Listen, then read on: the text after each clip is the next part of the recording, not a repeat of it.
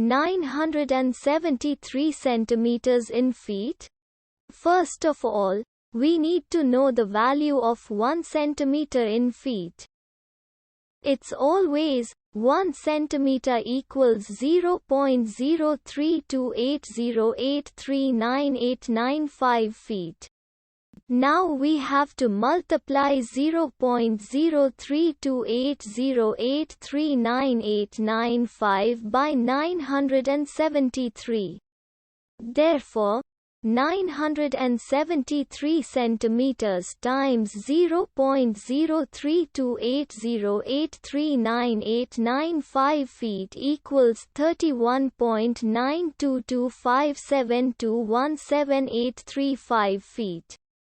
So, in other words, 973 centimeters equals 31.92257217835 feet. We hope you have enjoyed this video.